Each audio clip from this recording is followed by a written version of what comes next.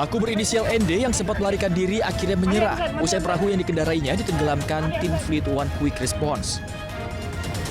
Pelaku yang berniat menyelundupkan narkoba dari Malaysia menuju Indonesia ini sempat melawan petugas dengan menabrakkan perahunya. Tolong, Senten, tolong.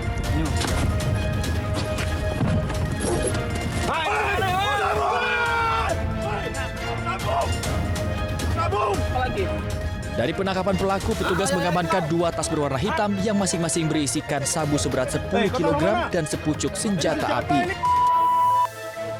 Kita mendapat informasi baik dari BNN, dari BIN, dari BAIS, dari Polri, dari Bea Cukai. Nah, kita melaksanakan penyergapan di sini. Akhirnya ya mulai kita mendapat informasi, kita menyiapkan tim F1GR kita. Ya, kemudian kita cegat di tempat dia akan lewat, kemudian dia melaksanakan tindakan istilahnya jarkatlit, pengejaran, penangkapan, penyelidikan.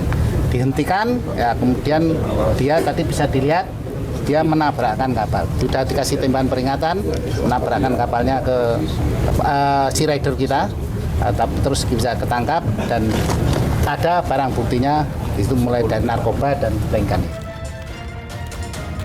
Barang bukti dari penangkapan ini berikutnya dibawa menuju laboratorium Bea Cukai Tanjung Balai Karimun. Dari hasil uji narkotes, barang bukti yang diselundupkan pelaku positif mengandung metafetamin atau sabu. Hingga kini Lanal TBK masih melaksanakan pendalaman guna tindakan lebih lanjut. Dari Batam, Kepulauan Riau, iNews melaporkan.